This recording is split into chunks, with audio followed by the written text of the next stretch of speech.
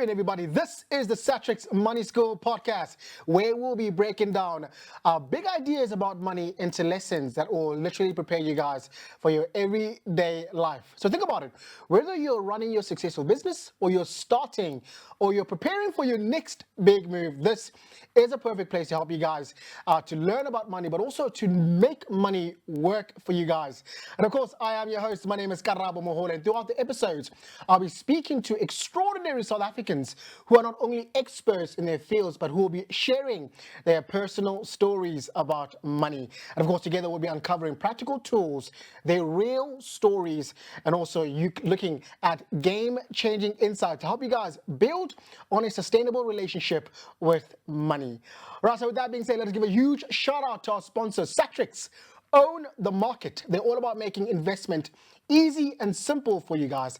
And the most important thing about Satrix is they understand the complexities of investing, hence why they strive to make it easy for you. All right, so up next, I'll be joined in studio by Nicolette Mashile, and we'll be uncovering how to understand credit.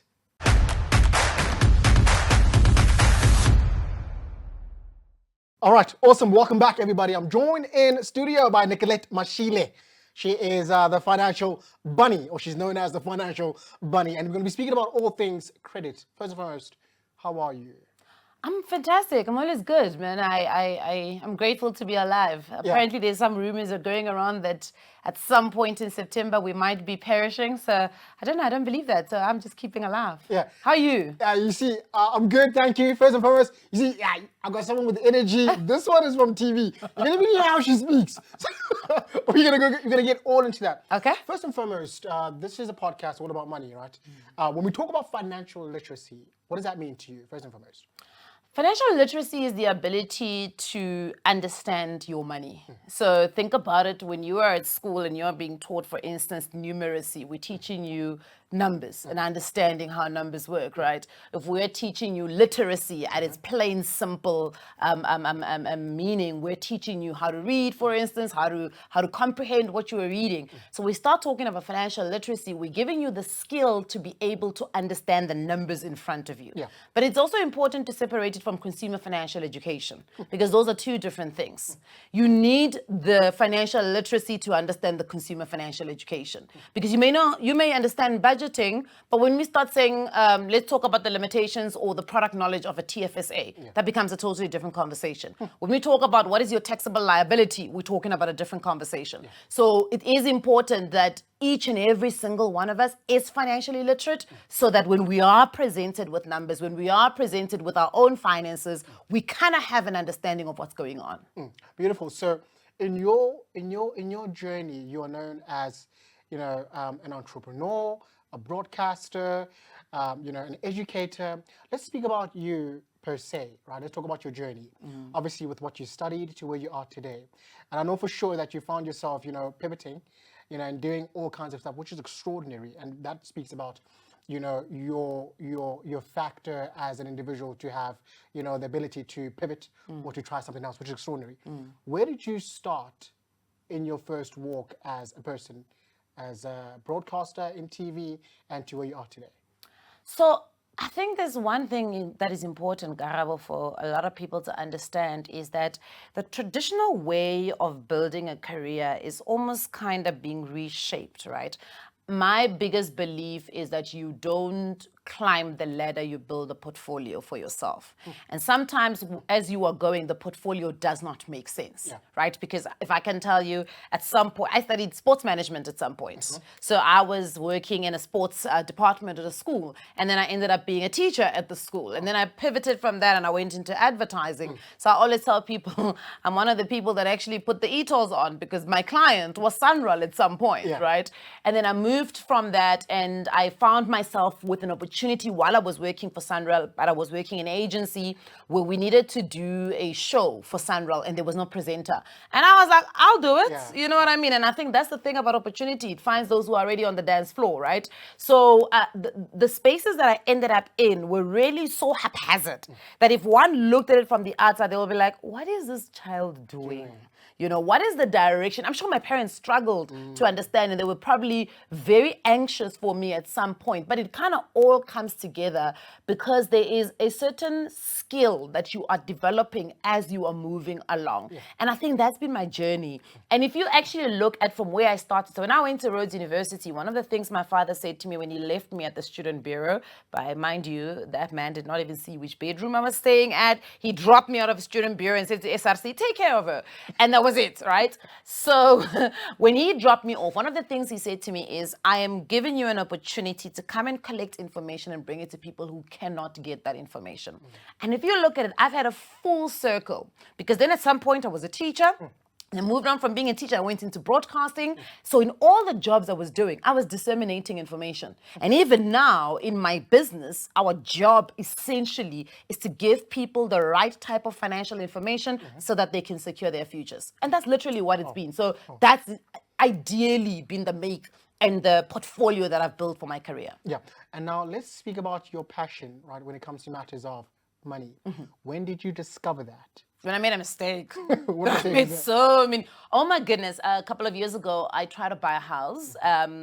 Little did I know that when you sign an offer to purchase that has conditions in it, like a suspensive clause that mine had, and then you are granted the loan as per the conditions of the offer to purchase, it makes that piece of paper contractually obligated to you. So you are now obligated to buy that house because you went.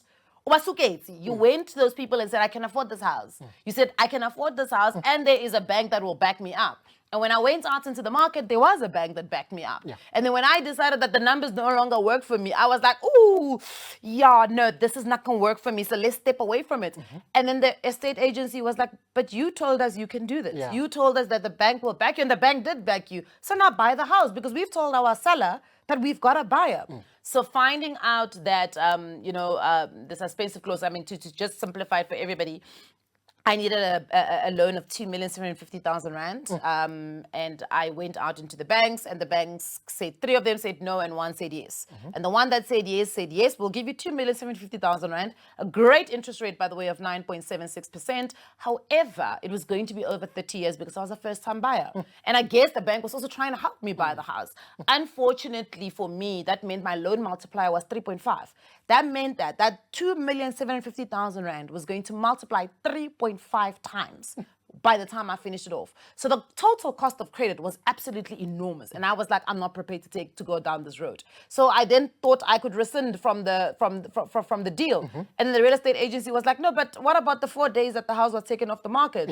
We've lost potential buyers. So that was the first mistake that I made, and made me realize, Kuti, my good English and my cleverness is not going to work here. You need, more than being financially literate, you need to be educated in consumer financial education. Yeah. So from that mistake, you then loved money. No, I don't think I love money. I don't think, I know there's a misconception around industry that Nicolette loves money. I don't love money. I like what I'm able to do when I understand money. When I understand money, I am able to invest, for instance, in my credit score so that the banks does not give me a high interest rate when I buy a car, and then I don't end up paying a lot of money overall. I like those. It feels like insider industry secrets that I think everybody should be privy to. But it comes with understanding your consumer financial education. You get it? So it's not that I love money, right? I don't love money. There's no reason for me to love money. I love understanding how it works. Because when I understand how it works, it doesn't catch me wanting. Beautiful. And you're able to make it work for you. And I'm able to make it work for me. I can grow it. I can share it. I can make sure that I don't get caught all the time in the mistakes that many of us get caught in, right? And I always say, financial education is a journey because it's not just purely education that you need to focus on.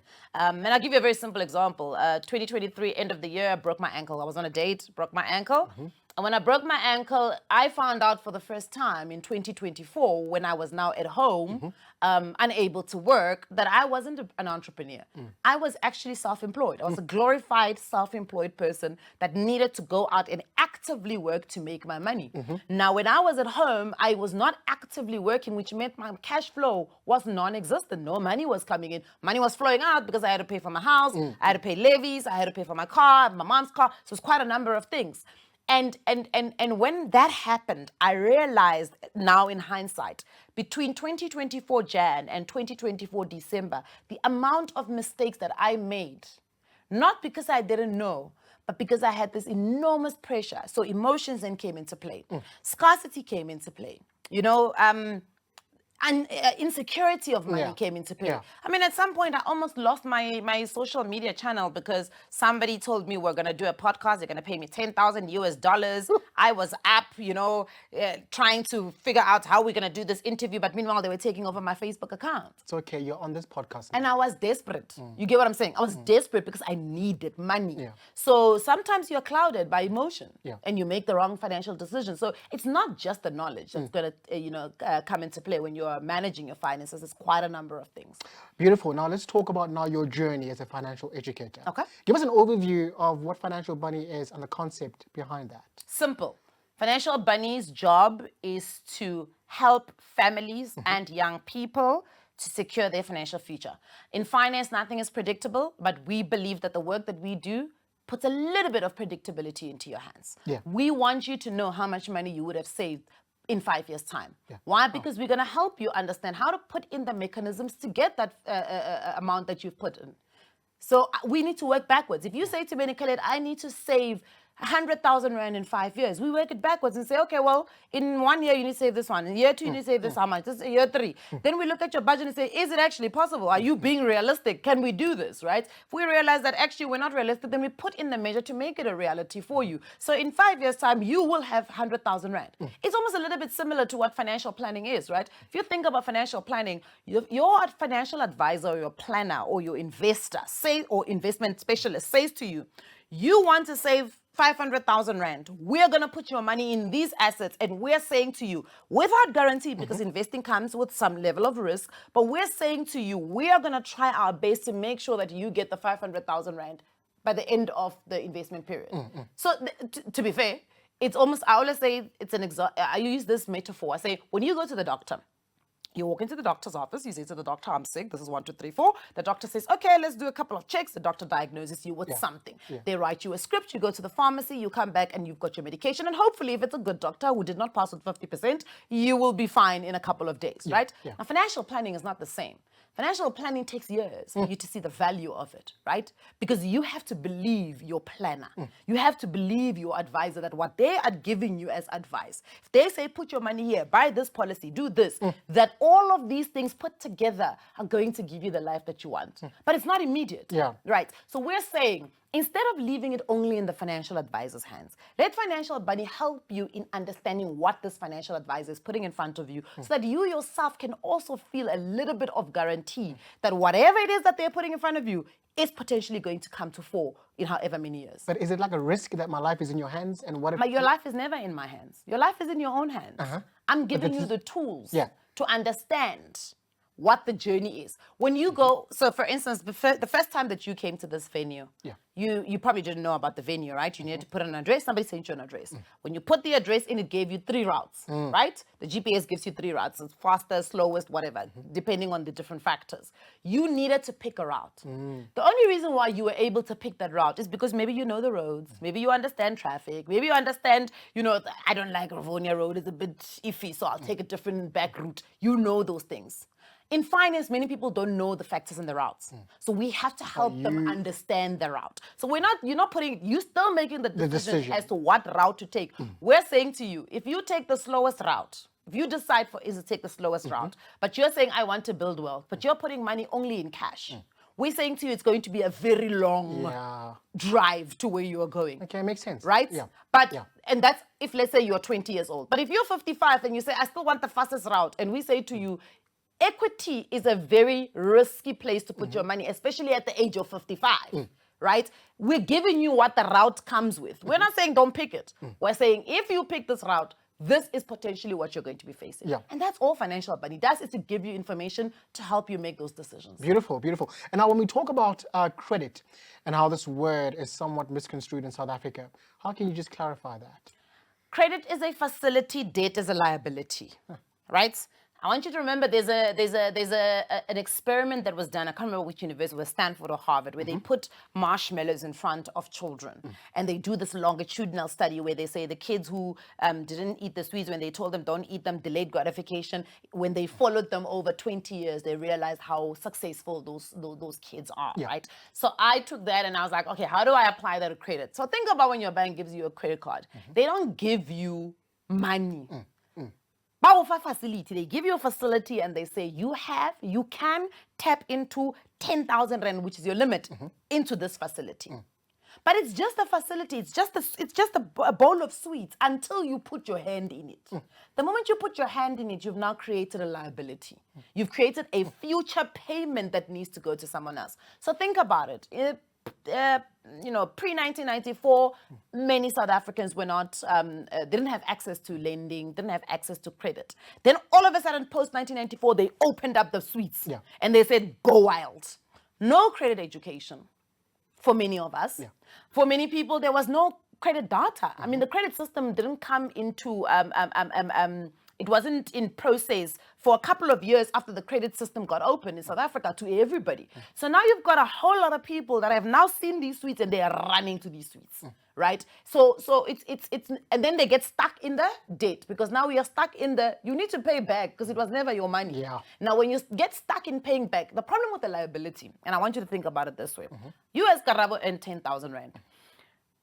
I'm just using example. Yeah, but just go higher. Yeah, no. You want it to be a little bit. Okay, you and Karabo earn 50,000 rand a month. Take home 100K. Yes. Okay, 100K take home every single month. You then say, I want to use a credit card, and I'm going to use a credit card at a certain amount of money. My payback needs to be 10,000 every single month. You've now essentially decided that you earn 90,000 because you owe someone 10,000 every single month.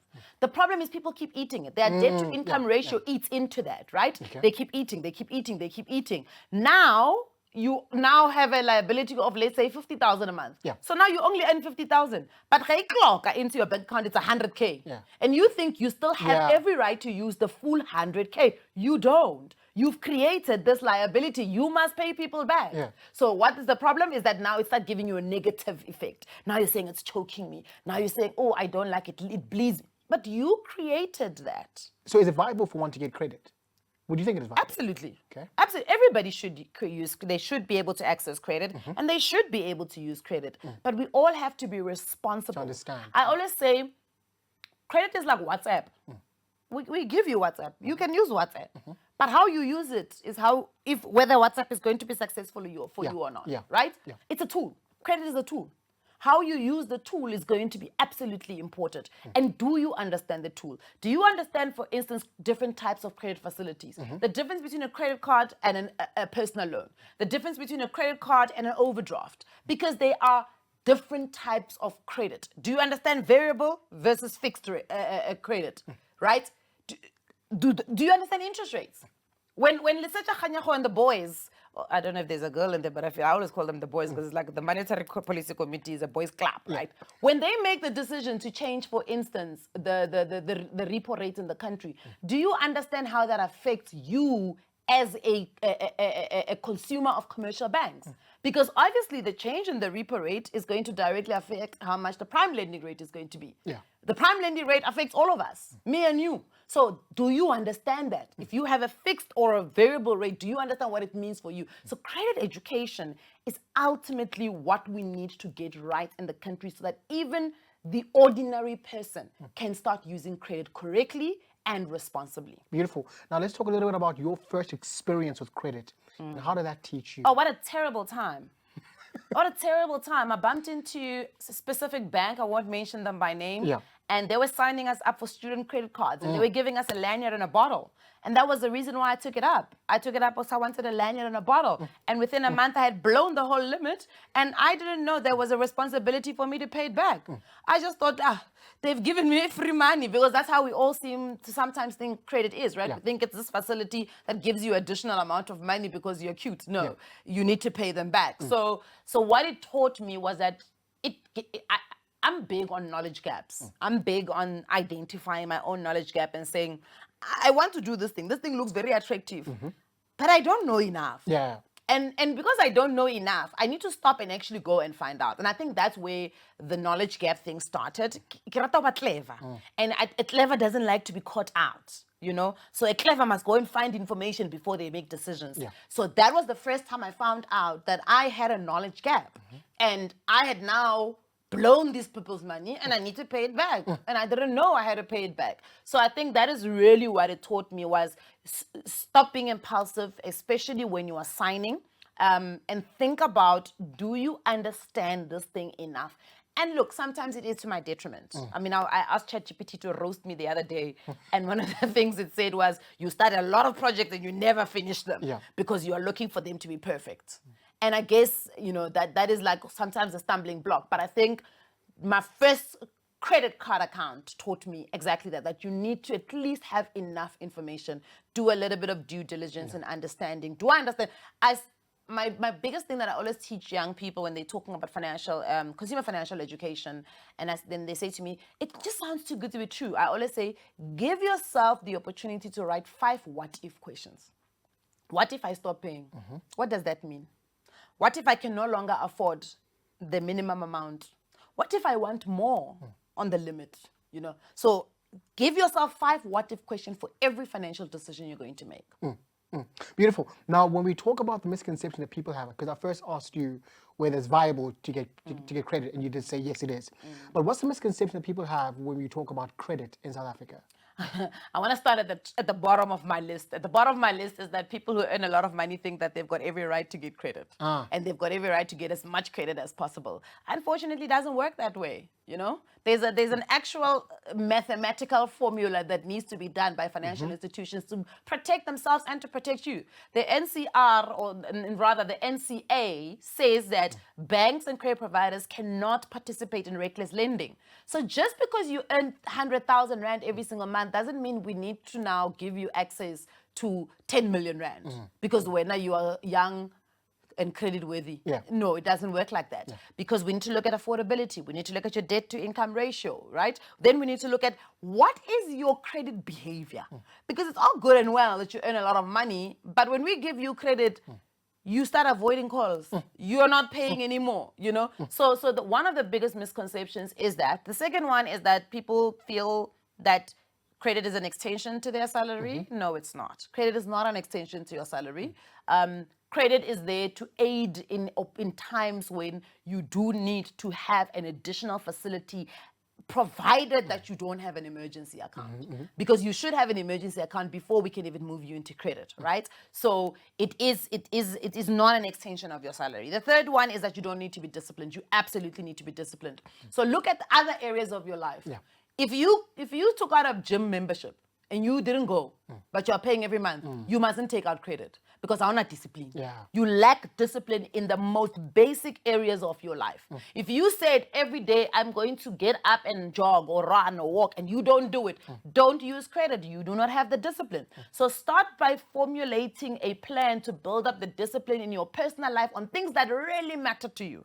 I always say to young women, if you said you're not going to respond to that guy, or you said this person is going across my boundaries now and I need to block this person, and you're blocking and unblocking, blocking and unblocking, writing essays, you lack discipline. You get what I'm saying? So you need to first figure out how to build discipline in those areas in your life that are very important to you.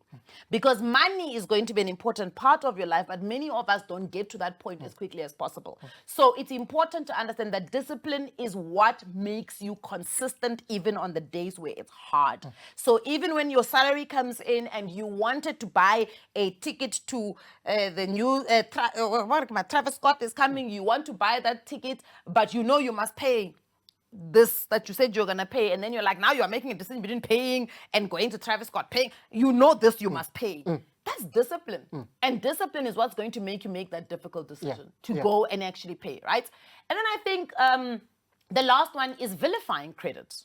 I think there's a big job that financial institutions need to do so that we don't find ourselves in a situation where we vilify credit, because credit in its nature has done nothing wrong to us. What do you mean by vilify? What is vilify? Making it a bad thing. Oh, I don't want credit. I always hear people, and look, you know, what's that English saying? What flow for every boat? Whatever floats your boat, right? Oh yeah. And people will say, yeah, I don't want credit. I'm debt free, or I'm whatever. That's all good and well, and kudos to you if you can live a life where you don't need to be able to use a credit facility that eventually becomes debt. But there are realistically many South Africans, for instance, that will need to tap into credit to buy high ticket item purchases like a car, like a property, running a business, even paying for school. And what we should not do is use our words to vilify credit in front of people that are going to use it, who probably are using it better than you, and that's probably why you're vilifying it. You get what I'm saying? So it is and that's why I started off this, or rather foundationed this entire conversation around credit education, because when you understand credit, you then know how to get the best credit, how to get the best terms and conditions, right? They are, for instance, banks in this country. People are not aware. There are banks in this country that no longer look at the credit scoring. They've identified them in partnership with some credit bureaus that there is other data we can look at to potentially build a credit profile for you, right? And that needs to be considered. There are, for instance, institutions that will look at your savings ratio or your savings rate to be able to give you a better credit terms and conditions. Even yourself, the power is in your hands. If you build and maintain a good credit score, you are able to then go and negotiate good terms and conditions on your credit. I know people that live in some of the most affluent suburbs in South Africa. They saved up a big chunk of a deposit to pay for their homes, and now they're paying like 10,000 rand on that house. But when you look at the house, you are like, hey, I'm sure you're paying more than 40,000 rand. But it's because they understood how to use credit. So credit education is also an important portion of making sure that these misconceptions about credit are kind of, busted in terms of some of them being myths, but also to justify the realities of what South Africa looks like. Yeah. And I know in this podcast we got to understand the difference between, good debt and bad debt. But now, since we are talking about credit, I know for sure that there's good credit and bad credit. Yeah. Can you just clarify the difference for us? So remember, and you're right, the journey is you get credit and then it becomes debt, right? You have to ask yourself, why am I using a credit facility, right? In the simplest form, in industry norms, when we talk about good debt, or good credit, we're talking about credit that is going to build your net worth. We're saying you are using credit to acquire an asset, whether it be a house, sometimes a car, if it's going to be an income generating car, because there's no point also paying 15,000 rand for a car that is parked under a nice shade at the office for the best hours of your day, and then you only take it out when you drive home, or you take it out when you drive to work, because then you're wasting money, right? So that car must also become an income generating asset. Then education. You need education. Some of us need business loans, right? So that is what we would in industry speak about when we're talking about good credit or good debt.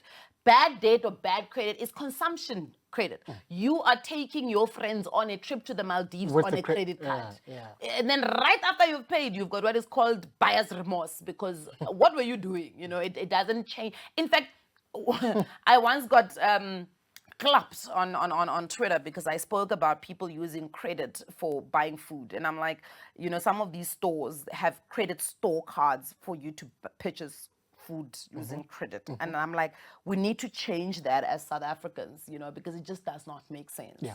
So that's kind of the difference. But look, it is also possible, and we need to talk about the realities of it, for good credit to become bad credit.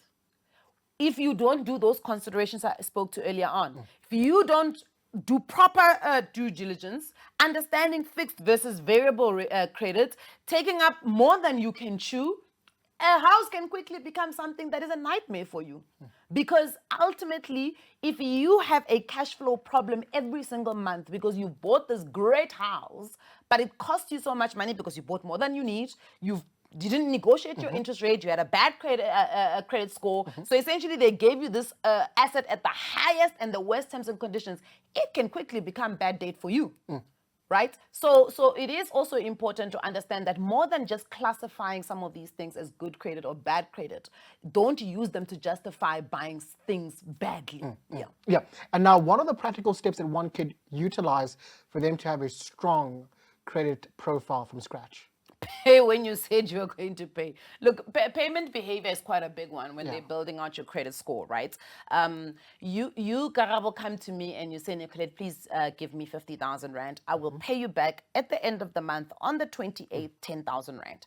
28 comes and you're like, it's fine. I'm only going to get my invoice cleared Kadi 1. So I'll pay Nicolette on the 1st. You don't communicate with me. So essentially what you've said to me is you don't respect me because now you have not told me that my payment is going to come on the 1st. You're just like, she must just wait. I'm a patient, you know, she must be patient. I'm going to pay. So already what you've demonstrated is that you are not to be trusted. You are not a reliable person. Remember, when we go to the banks, we're not going to the banks because banks are philanthropy companies. We're going to them and we're saying, partner with me. I want to acquire a specific asset and I want to partner with you guys. And I think that I am a good investment because remember, credit for banks is an investment. That's how they make their money. You go there, you borrow R1 million, the bank says, I'm going to charge you 10%. That 10% is their return, right? So they need to know they're guaranteed their return. So they need to then look at your credit profile to say, in the past, how have you been when someone borrows you money? So your payment history is very important. And that's why I bring up this thing of paying late. Because people often think that if they just pay late, it's not the end of the world. No, it is. You've breached the contract. Because in your contract, you said, I will make a payment on the 28th every single month.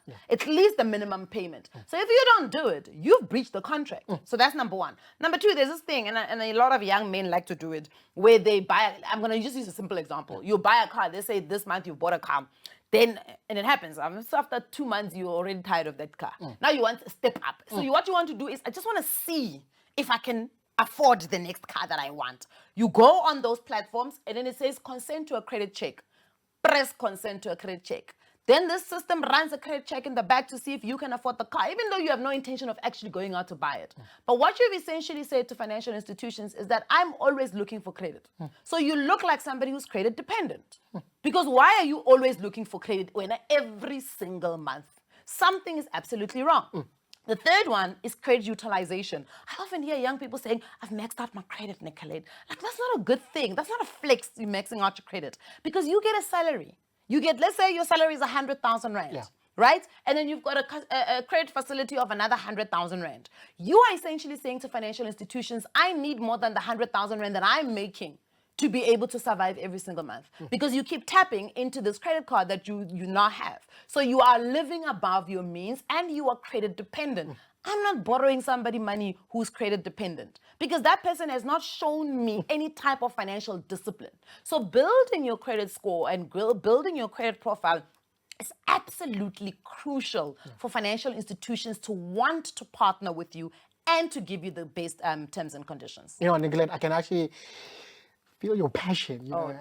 It feels like you're really talking to me. Like, yo, fix your debt. Like, I'm really you. Which is really beautiful, Nicolette. You're like an advocate of credit. You know, it sounds like I'm an you're advocate of education. Oh man. Yeah, Oh, of man. education. I think information can take us such a long way, and I've never understood why this information was not readily available and put out there in the simplest English also, because there's no point in putting out information with jargon and people are like listening to you because you sound clever, but they're not understanding what you are saying, you know? Yeah. So now, if we look at the warning signs that people normally fall into the trap of debt, what would those warning signs be? It's not calculating before you leave your house. So you want to go buy a car, you walk into the dealership starts showing you cars, and now, so you must remember, salespeople, for instance, are some of the best psychologically trained people in the world. Even in shops, there's a reason why shops put certain products in the aisles as you're going to pay, and they put it at accessibility level. They don't put it on shelves. You're just grabbing the peanuts. I'm just grabbing the water that's put at the fridge towards the till. It's psychology. They know how to use psychology to be able to get to us. So even when you walk into a dealership, for instance, and you're trying to buy a car, they're going to figure out who you are very quickly. Are you somebody who likes status? Are you somebody who likes, technology? And that's what they're going to use to be their selling points. So now you move into the dealership, you're planning on buying a 200,000 rand car. Now they've pumped it up to 250. That's now just a salesperson. When you walk into the F&I specialist room, from all the financial products and the insurance products that she sells you, they bump that car to 300,000 now. Now the car's still at 300,000. You go to the bank says to you, okay, to be fair, from just a reality, you can't afford this car, but we can help you afford it. So what do? They change the interest rate that they're offering you. They give you a longer term period, or yes. So they give you a balloon payment. Now there's a new thing called step up payments, right? So now they've built a deal for you that allows you to drive the car that you said you want to drive. But what nobody tells you is that the longer the period, the more money you pay on interest. The higher the interest rate, the more money you pay. It may seem like you're not, because remember, when they increase your interest rate on any financing, your installment per month goes down. So you think, I'm driving the car of my dreams at just 9,000. Yeah, it's 9,000 per month. But now overall, how much does it become, right? Or they say to you, let's take a 40% balloon payment. Don't worry, man. At the end of the car deal, you don't even have to pay the balloon payment. You can just refinance it. Essentially, what they're saying is load it onto the next car. So now you're kind of stuck in this debt cycle. You're just stuck in it. You don't even know how you're going to get out of it. So those are some of the traps. And the traps come down to you did not know what it is that you were doing because you did not understand credit education. Wow. You did not understand this deal that you are going into. And that's generally what a lot of us get into. People buy more house than they need. If you go onto the banks and you do a pre-approval, for instance, and it says, Karabo, you are pre-approved for a house worth 2 million. Don't buy the 2 million rand house. Because if you buy the 2 million rand, you are here in your budget. If in 20 years on a house, look, you don't have to pay it over 20 years, but most people take the 20 years to pay off a house, right? But in 20 years, I promise you life events are going to happen to you. You might have a child. Do you know how expensive children are? They now need to be added to that budget, right? And let me tell you, your salary doesn't move that quickly. The salary increments in this country do not move that quickly. If Lisa Khanyago and the boys decide to increase the interest rate, what happens? Yours changes. You're not going to go to your employer and say, hey, hello, sorry, did you see the Monetary Policy Committee has now increased the interest rate? Can you please also increase my salary? It doesn't work like that, So it's understanding the impact of the decision. Before you put your signature on a credit loan or a credit agreement, ask yourself the what-if questions. What if I lose my job? Did I take the right insurance policy that will step in? There are people who don't even know there's an insurance policy called credit life insurance in this country. If you find yourself in a situation where you are either being retrenched or you maybe have a temporary disability, your credit life insurance policy should kick in to pay a certain amount of money to you every single month so that you don't find yourself in arrears or you don't find yourself getting that asset repossessed. But we don't know because we didn't shape this deal so that it works for us. Sometimes people then go to the banks and then say, can I please take a payment holiday? It was happening quite a lot in 2020. But a payment holiday is a holiday for you, not a holiday for the banks. The banks will keep charging interest on that account. They're not going to sit there and say, oh, Karabo can't pay for the next 3 months. We've given him a payment holiday. Let's freeze the account. That's not what happens. The system keeps charging you. Or I had a lady who came to me once and she said to me, Nicolette, I'm pregnant. My employer doesn't pay full salary on maternity. They say I must claim from UIF. But I've gone to the banks and I've had a beautiful conversation with the banks. And the banks say to me that I can pay whatever I can. Yeah, the bank has to say that because the bank doesn't want you to go into default. But here's a little bit of a problem. You need to know what interest rate you are being charged because the interest rate calculates to an interest charge every single month. If your installment is 10,000 every single month and your interest charge comes to 8,000 Rand, it means only 2,000 Rand essentially goes to the principal amount that you actually owe. Yeah. But if you find yourself in a very troubling financial situation and you're like, I can only pay half of the 10,000, you pay 5,000, know that 5,000 is purely going to go to interest. You still have a 3,000 Rand deficit on that interest. Your loan is going to go in a different direction. And then you're going to come in social media and say, this bank is scamming me. It's not. You didn't understand how the mathematics works on your loan. So Even sometimes people make additional payments, but they didn't read the loan agreement. Then they make additional payments, and the payments are affected on the interest and not on the actual outstanding balance. Then they come back and they say, yeah, this bank is doing, but did you read the terms and conditions of the loan? I paid, for the first time, I found out that you need to actually call the bank. For instance, if you're paying advanced payments into your car loan, you need to call the banks and say to them, please, I need you to take that money that I've paid as an advance and add it on to the money that I'm paying into my car. Then what happens is they do a calculation and you have to tell them again, don't recalculate. I still want to pay the 4,000 every single month. Don't bring it down to 3.8. Because remember, they bring it down to 3.8. Essentially, the time period and the amount of interest you're going to pay will stay the same. But if you now start to calculate it and add it into the actual outstanding balance, and you tell them, don't change how much I'm paying every month. The advance payment is just a windfall that I received. I'm adding it on. I don't want to recalculate. Then you can put yourself in a better position. But all of this is education that we all deserve to have so that we can make good financial decisions for our life. Because remember, today's money moves can only win you tomorrow. You know, just listening to you, you get to understand that there is more to life than just, you know, pursuing a purpose, you know. As entrepreneurs who probably are watching, there's more to than just acquiring money, but also what do you do with this money, learning debt, learning credit, so much. So much, which is awesome that you are here and we're sharing this conversation. Let's talk now. Last question. What is credit score and why is it important?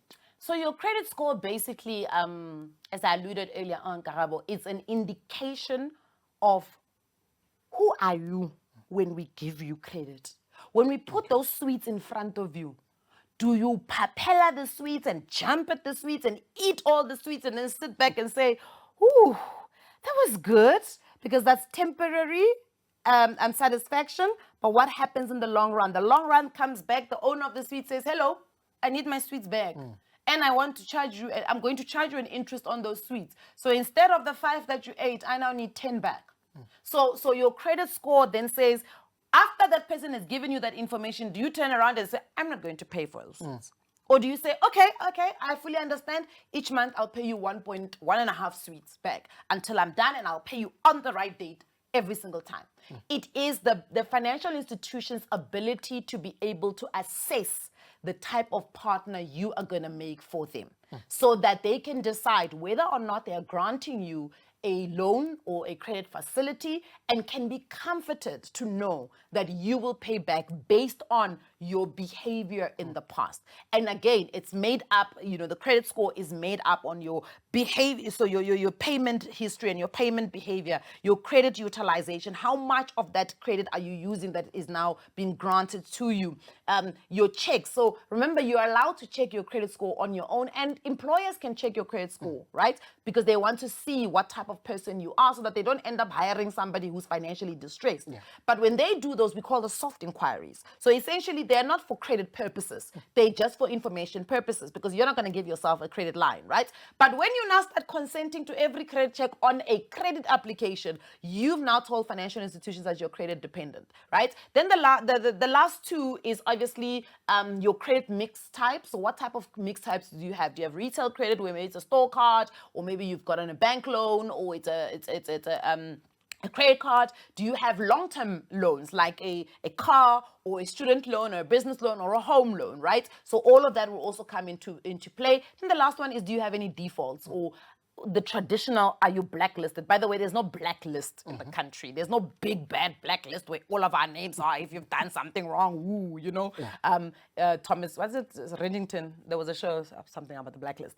But it is more of, you have negative listings, and it is not a home affairs name.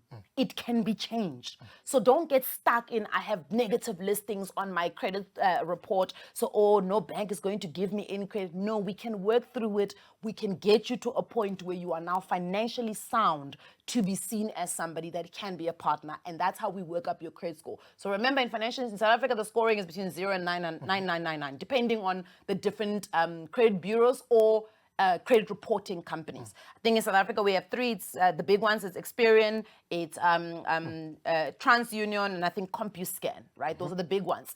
So you can get a free credit profile every single year. One is for free, but there are reporting companies. Banks are doing it also, where they report on your credit score every single month to help you budget and manage your finances a little bit better. Wow, awesome. Nicolette, thank you so much for your time. Thanks for having me. Extraordinary to have you here. You set yourself time to be in the studio and just to share on the importance of understanding credit. Thank you so And you are an exceptional, exceptional woman. You are so knowledgeable, and what you speak is somewhat believable. Listen, I'm going to make you proud. In a couple of years, I'm going to say on TV, my credit is amazing because of this lady, Nicolette Mashile. Listen, I love that. thank you so much. Thank you so much, and all the best with your endeavors. Yeah. Thank you. All right, guys, I'm joined in studio with Nicolette Mashile, known as a financial bunny. She's extraordinary. I hope you guys found this lesson informative and engaging. All right, so right now we're going to be heading over to a conversation with Siabulela. He is with a quantitative portfolio manager for Satrix. Stay tuned.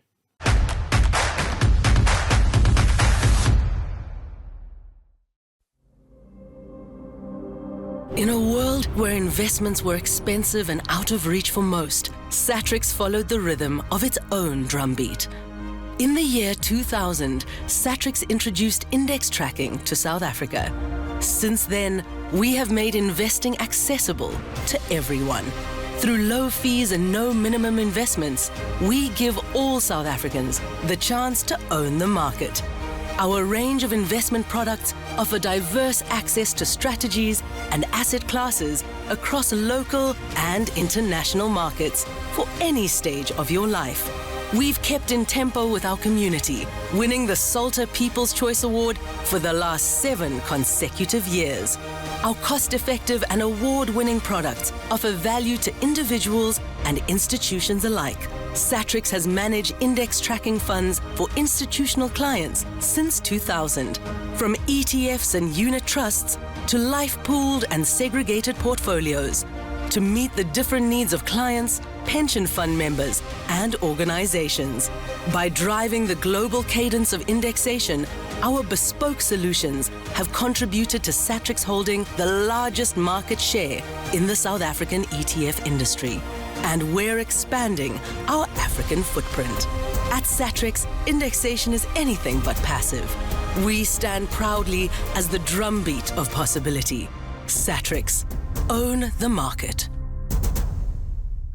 All right, awesome. So right now I'm joined in studio all the way from Cape Town. I've got Siabulela Nomoye. He's a quantitative portfolio manager with Satrix. Mr. Sia, how are you, sir? Thanks, Garabo. Good. And yourself? Thanks for having me.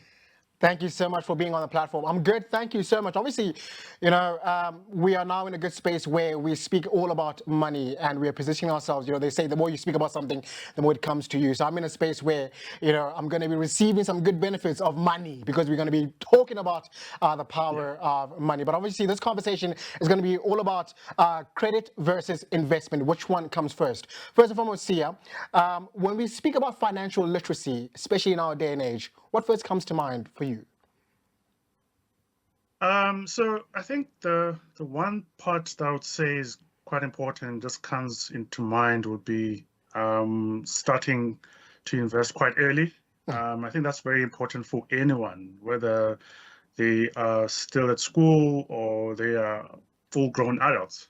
That's quite very important for them because, probably from this conversation is going to come up, but the longer you are in the market, the better for you in the future. So starting early is quite important, and I think that is the message that I always try and push to anyone that I see or meet for the first time. So I think everything actually just starts from there. Yeah.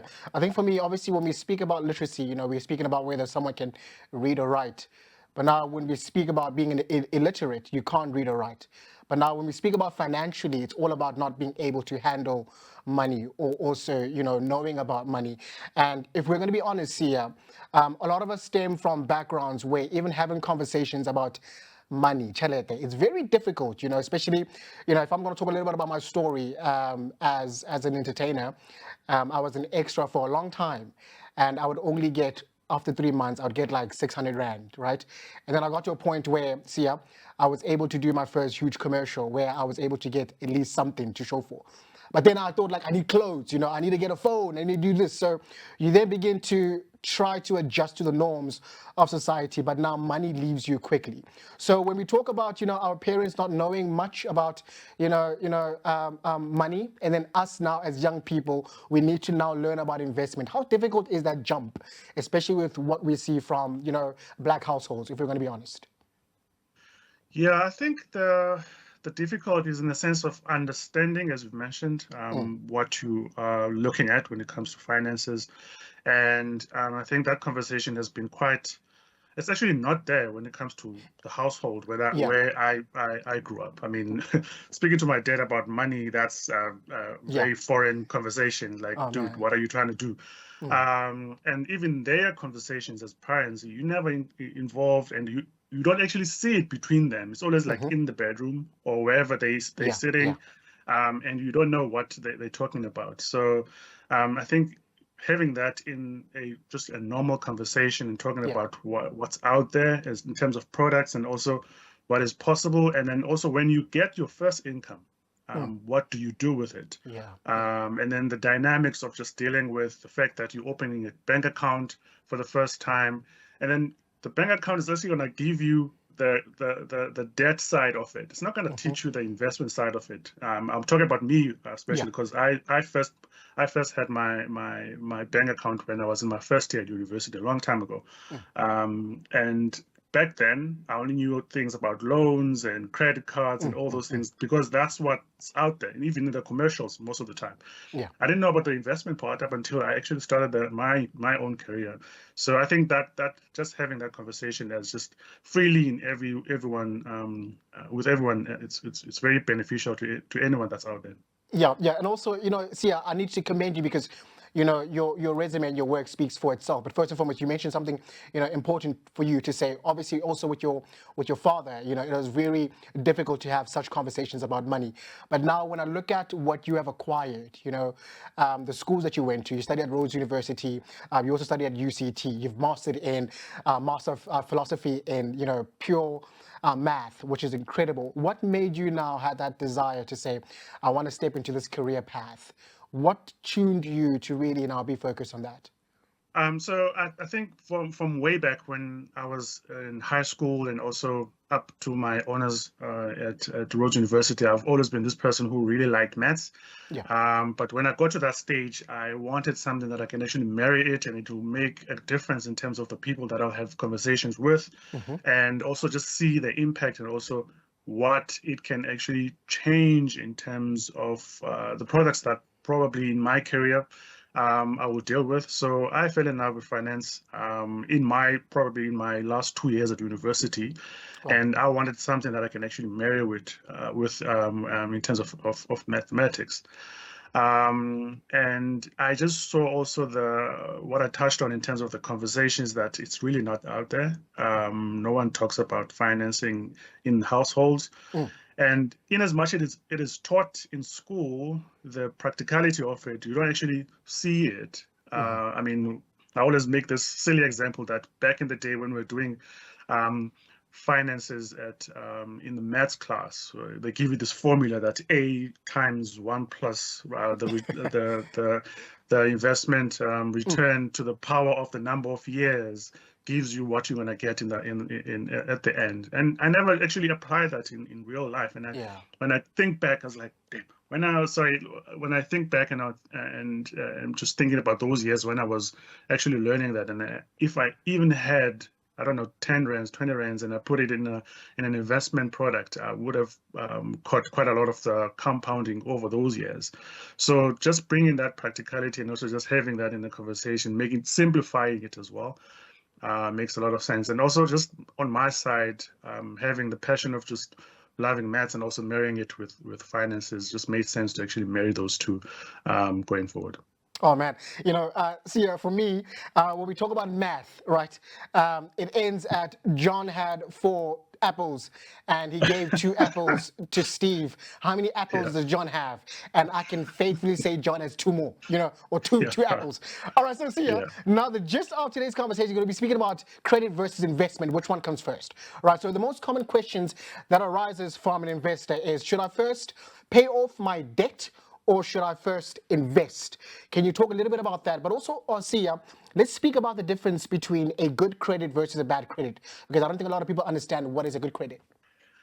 Yeah, so this is a great question, as people tend to actually struggle with the decision, and it's very important, and it's a very important financial decision that people face. So there's a couple of ways to actually look at it. So firstly, you can sort of do a comparison between the interest that you are paying against what you expect from your investment. So look at the interest that you are paying from your debt side. So if you are thinking of investing, think about what you expect from the returns that you're going to be investing in. So the rule there will be mostly leaning towards you paying off your debt first. And the reason why I'm saying that is that short-term loans tend to attract very, very high interest rates.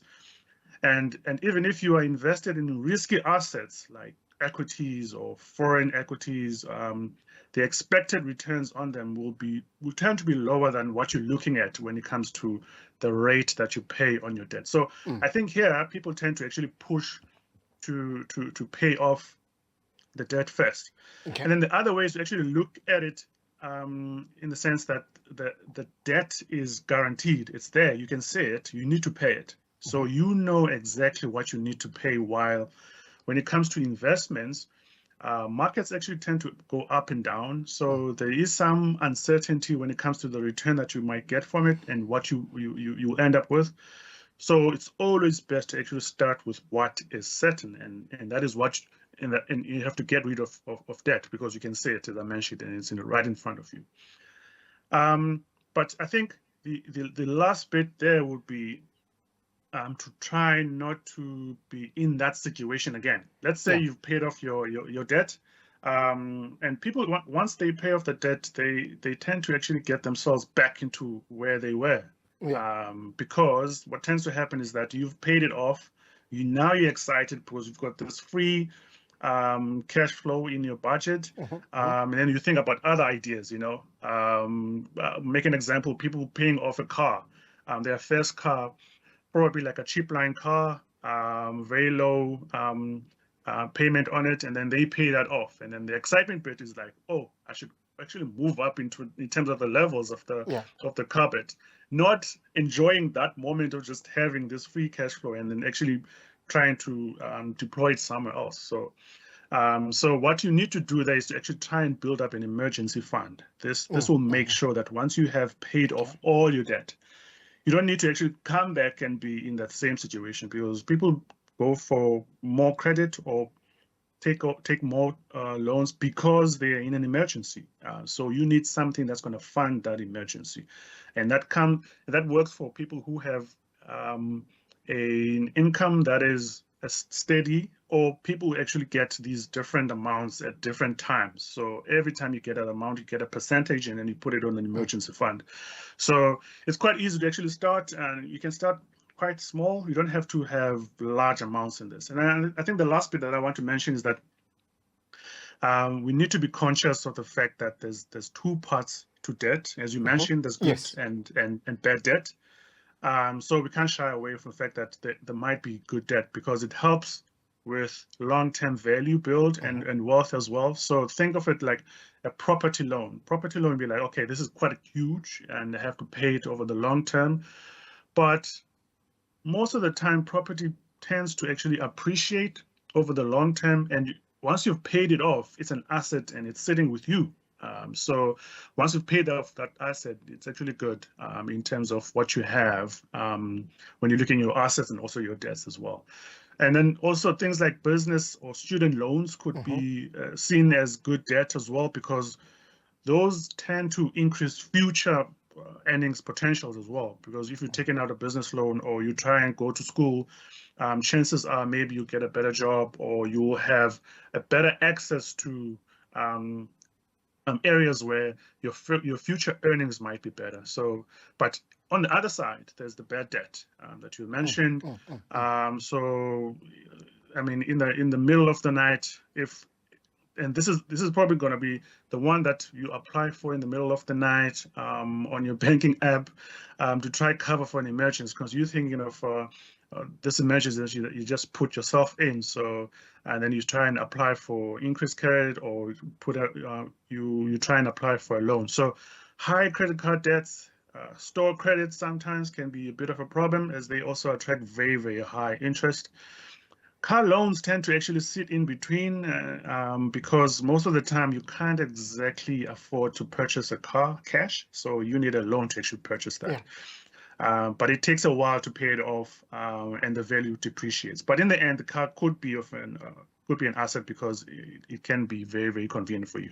Yeah, and also, Sia, in the long run of things, we all, yes, accumulate debt, one way or another, which is, it can be good, as you explained. But oftentimes, Sia, you hear that, when one acquires, a lump sum of, wealth, right, you are somewhat advised to say for the first couple of, let's say, 6 months to a year, don't touch that money. But the first thing you should do is pay off whatever debt you have. So before you then buy a house or you do anything, just first and foremost, one would advise you to just please pay off your debt. But now also, Sia, when we also speak about the concept of, investing, right? Just investing. For us, or for me, let me say, Sia, why would I need to invest? Because if I have money and I take my money somewhere, it's like it's leaving me to a point where I no longer have that money in my possession. So if we're really going to speak about the principle of investing, how can we then get into a space where we understand that this somewhat works for us, but also it may not?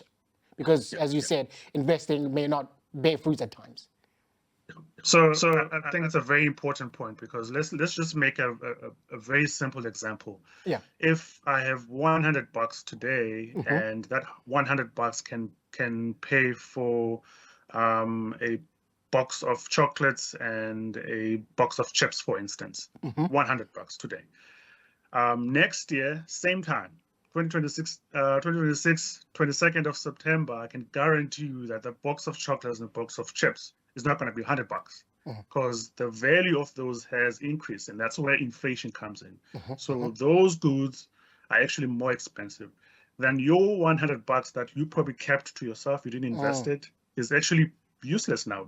It's almost worth like 95 rands, because those have increased now. So you can't buy the same goods with that same amount. So yeah, inflation, and this is where investing actually comes in, because what you're trying to do is keep up with inflation and also have some amount freed up on your cash. So next year, if I invest that $100, what I expect is that for my investments to have kept up with the price inflation, and also just give me some room actually to have an extra income.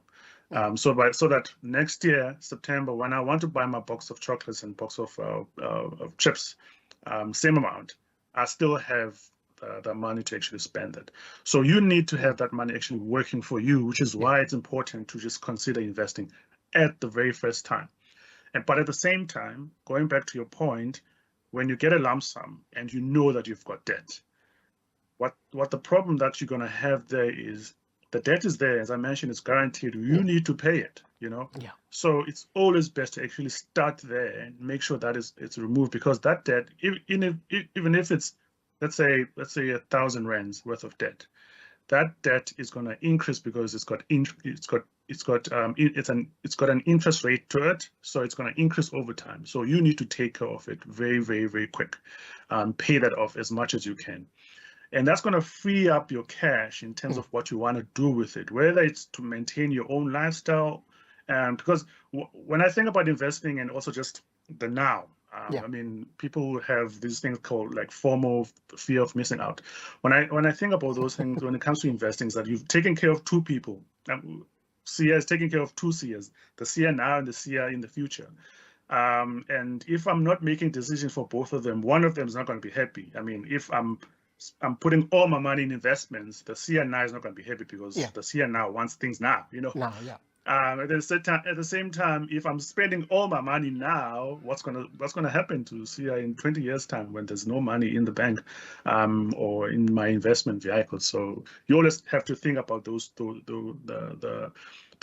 parallel parallel, I guess, beings when it comes to taking care of your investments and also just the now. Yeah, yeah. And also now, Sia, when we speak about when would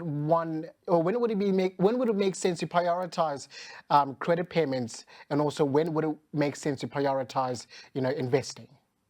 Yeah. So, I mean, most of the time, the blended approach actually works here. So you need to pay, let's say you do have debt. Some other people are actually lucky not to have it. So straight up, they've got an income and then they can do whatever they want to do with it. So let's say you have debt. Yeah. So you need to pay down the high interest bad debt very aggressively. Then on the side, keep investing, I mean, modestly, but only if there is space to do it. Because the reality is that you can only invest if you do have the income to do that. I mean, we can try and push that conversation that invest, but if someone doesn't have any room in their income, then they can't, because maybe they've got the debt that they need to take care of. So you need to attack the debt very, very aggressively. So what you need to then do is, once the high cost debt is gone, then you try and redirect that freed up money into investing heavily. So you're shifting now. So the debt is being taken care of. You try and shift from modesty in terms of investing to just try and push that heavily. Yeah.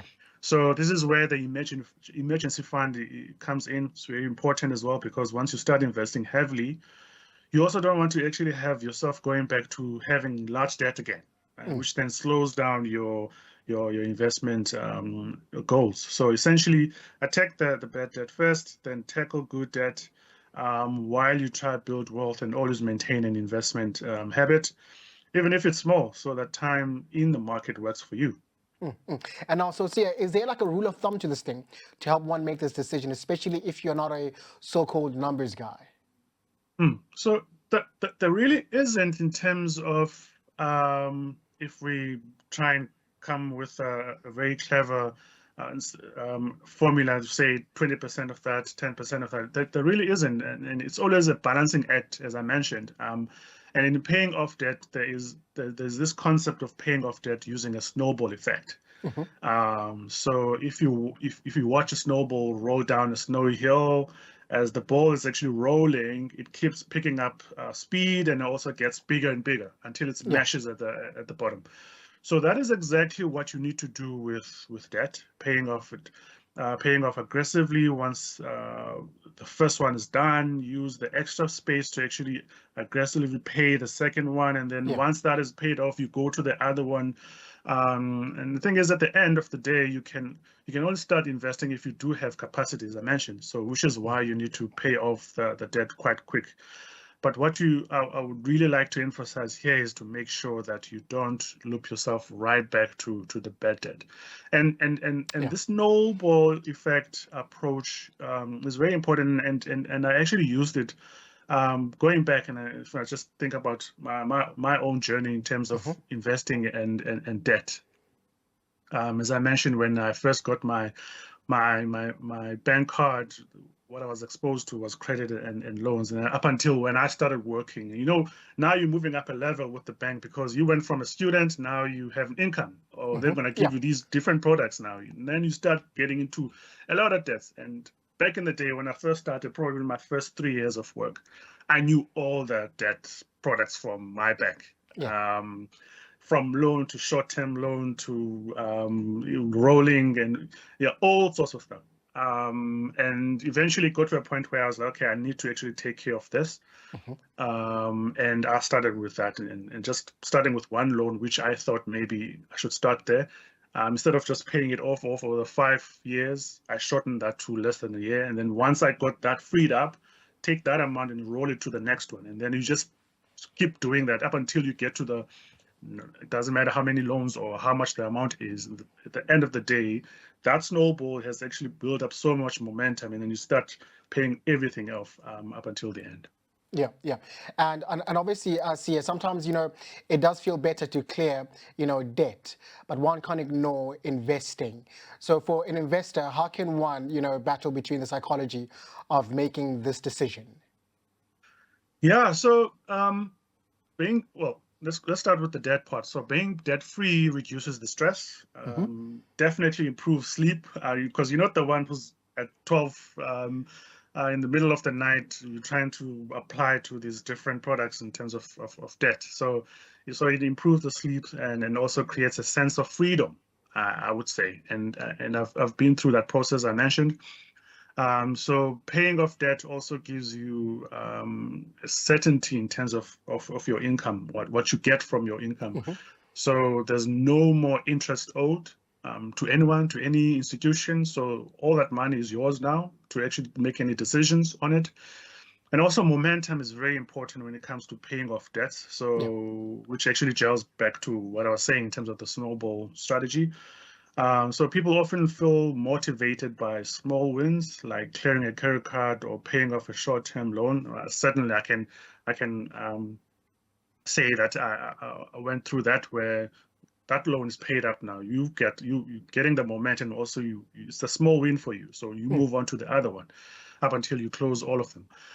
So that builds confidence for the bigger goals. And then on the investing side, there's this compounding effect. So every year you wait to invest. So you sort of like, okay, I'll start next year. That is actually time you can never get back when it comes to events, because starting early, as I mentioned right at the beginning, is actually, even with small amounts, is extremely powerful. And I think looking at your portfolio and seeing the growth that it has, it can actually clear your mind and give you peace of mind. And the blending approaches in paying debt and starting small in investing also helps with the mindset shift, and keeps one engaged in the market, and it reduces the fear of missing out. So I think the underlying psychology of these two, debt and investing, is that when you pay or are paying off your debt, that actually gives you lots of good emotional returns. You feel good about yourself. So when you start investing and see your growth in your portfolio, that actually boosts your financial returns. But overall, a healthy plan actually respects both sides, the debt and the investing. So you remove the stress anchor while you're actually planting the seeds for your future self. Yeah, and also now from your perspective, right?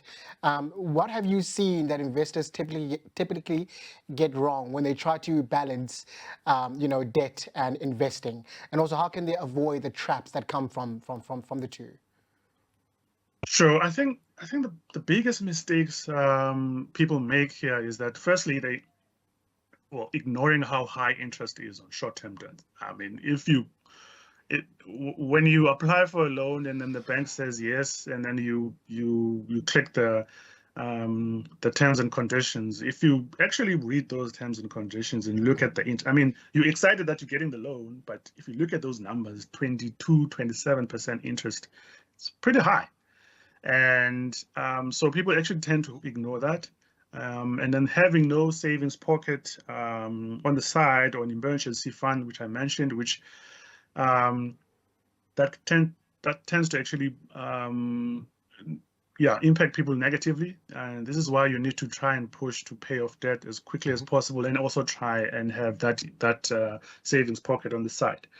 The other mistake is thinking that you need large amounts to start investing. And this is the problem that we have in South Africa as well, is that, when you go back to investing in the long days, that was the case anyway, where if you want to invest with an investment firm, you need to have a lump sum to actually start. But now it's not there. You can actually go into the Satrix platform, for instance. If you've got 10 rands to invest, you can actually put it in and buy into an ETF. And that is how the platforms are these days. They don't have any minimum investment amounts required. The other is what I had mentioned previously, and that is the emergency fund. I mean, I've mentioned that you need to actually have the emergency fund on your side while you actually try and pay off the debt. And then the last bit is the fear of missing out. And then this part is in the sense that this tends to actually drive people to live beyond their means. And what I mean by that is your income is 100 rands, but on a monthly basis, your lifestyle actually requires 120 rands. So that's actually living beyond your means. So a lot of factors actually drive this, but sometimes looking at your peers, social media, people you don't know, and they're living a certain lifestyle that you actually want, and then you push yourself and get pressure, and then people start making bad decisions. It's always best to actually focus on your own balance sheet, because that's what you have. Clearing bad debt is a guaranteed win. Markets will always offer new opportunities when you have the time to actually invest. So eventually, the lifestyle that you strive for will be there. Yeah, yeah. All right. So if someone has bad credit and wants to start investing here, what is a simple first step that they can do right now? Yeah. So again, here I think it's always good, Garaba, to actually aggressively try and clear the credit card debt. As I mentioned. Let's say, for instance, you are paying off a debt, a loan or credit, and it's got 20% interest on your card every year. So once you pay that off, there's a guaranteed amount that comes from you that you don't have to pay someone else or another institution that comes back in that 20%. So your budget actually expands now. It opens up, and there's free cash flow in your budget. So instead of trying to push for another way of getting debt again, it's always best to actually try and deploy that elsewhere, where it can actually work for you. And this is where investing over the long term or just starting very early comes in, because you tend to actually invest in products which are working for you while you're not doing anything. If you are investing in an ETF, in as much as you can possibly afford, you don't have to do anything there, because you're just putting in your money, and then the stock market is going to actually do the work for you. And if there's performance there, it's going to come in and it's going to be beneficial for you. But you need to make sure that you do this over the long term. So it's very important that once you have room, because you've paid off debt, and you want to start investing, you actually need to deploy that income very, very careful. So the first step would be to actually, if you have these two, as I mentioned, you try and pay off the debt aggressively, but that blended approach actually works best. And starting small on the investing, and then you build up the momentum. So if you think about it, there's these two things that you're trying to balance, and then you are aggressively paying off the debt. So you're pushing in the momentum. So once that's disappearing or you're paying it off, now you start the momentum on the other side. And then by the time you're paying off the debt, you've got this investment amount that you have, and you also an emergency amount you actually don't have to go back to the debt bit, unless, let's say, what we mentioned in terms of the good debt, you want to take out a home loan, or you want to buy a car for yourself. That's when you actually start going there. But now you've got the choice. Now you've got the emergency fund, you've got your investment account, which is running on the side. It's no longer a thing of just it's one-sided. You're dealing with that. You can't sleep, and you've got a problem with people calling you every day trying to get the money back. So it's always best to actually take care of the other part first. Sia, I laugh because we do experience stuff like that. But I want to ask you, Sia, you speak about aggressively paying off the debt, right? Let's say I've got a debt here and I don't have income for a couple of years, and it's impossible for me to somewhat pay debt. How long does debt linger, over you? Is it a lifelong thing, or does it get to a point where now extreme measures are taken for you to actually pay off that debt? Yeah. So the issue there is that when it comes to the debt, there will be a period where, let's say the bank is giving you a year to actually pay that. I don't exactly know what the periods will be. So at the end of the day, you need to pay it. Because the problem now is that as the debt is not paid, there's interest on interest. So it's actually ballooning where it's sitting. And if there's no income, then there's other ways to actually take care of that, which is actually trying to make sure, I forgot the terms now when it comes to these, but there's other ways to actually take care of that. Maybe just trying to ask the bank to give you a certain period of not actually asking you to pay that debt. But the problem is that while you're not paying it, it is compounding, unfortunately, Yeah. in terms of the interest. And then eventually you can try and maybe move on to another product where instead of paying that debt over, I don't know, 3 years, you can push that to, I don't know, 5 years, where the amounts that you pay per month now are smaller. So there's ways to actually try and maneuver that, but at the end of the day, the outcome needs to be that you actually pay it off. And there's other ways to actually for them to actually push you to actually pay it, which you don't want to actually get to that point. So there's always negotiation. What I'm trying to say, there's always room to actually negotiate how you actually go about it. Yeah, yeah. All right, so Sia, you've now been part of Satrix now for 5 years. How has your, journey been in this industry? Yeah, it's been interesting and quite exciting at the same time. I think the one thing I love about my job is that you actually see the results on a daily basis. Whether you're talking to an institutional client or you're speaking to a retail client, just speaking to someone, let's say, people are probably going to be buying midweek, and we're just going to have conversations between us about what I don't know. I've got this lump sum. What do I do with it? Those different conversations, and it's quite exciting just to have a conversation with someone and just speak to them about what they can actually do with that amount of money, or whether they want to start small or big. It makes difference, and then a year or two later, that person comes back and say, "Look, this is what I did with my money, and it's actually done a big difference." So I think, me personally, from my side, in terms of my investment journey, that's also been beneficial, because I also got to, when I started, also learn about what the products are in at Satrix as well, which I knew even before joining. So that has helped me personally as well, but also just making sure that I make a difference in terms of the retail clients that are out there, and also just making a difference for our clients as well in the institutional side. So it's been great. It's exciting, very challenging. The markets are always different on a daily basis, and there are decisions to be made. So it's always exciting. All right, Sia, it's been such a breath of fresh air to speak to you. But any parting words you want to leave? I know that there are a lot of, individuals who are entrepreneurs, who are app developers, who are trying to find their way in life. What would you advise them to get to understand primarily when it comes to investing in credit? Because we don't have access to such information available to us. Yes, internet is always there, but should we all put ourselves in a space where we educate ourselves, we go to school and we study this, because it's important, and it does cripple, people who don't really understand, money, investing, credit. So what would you advise us, Sia?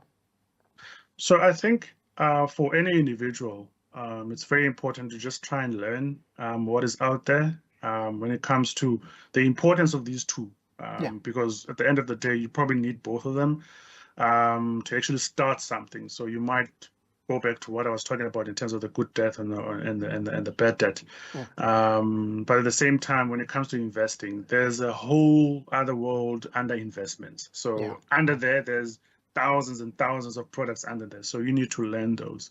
So whether it be podcasts, the internet, reading a book, just making sure that you actually understand that and how you can and be part of that, because it's very important. As I said, there's two beings that you actually try and take care of, the you now and the you later on.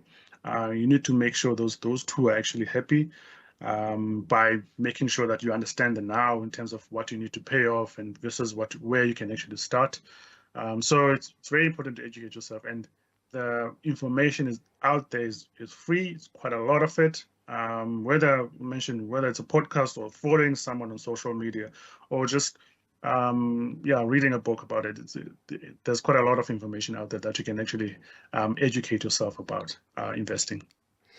All right, there you guys have heard it right there, all the way from our Cape Town, Sia Bulela Nomoi, the quantitative portfolio manager at Satrix. Sia, thank you so much for having this opportunity with us, speaking about, good credit and investing. We really do appreciate your time with us on this beautiful platform. All the best, sir. Thank you very much, Karabo, and cheers. Cheers.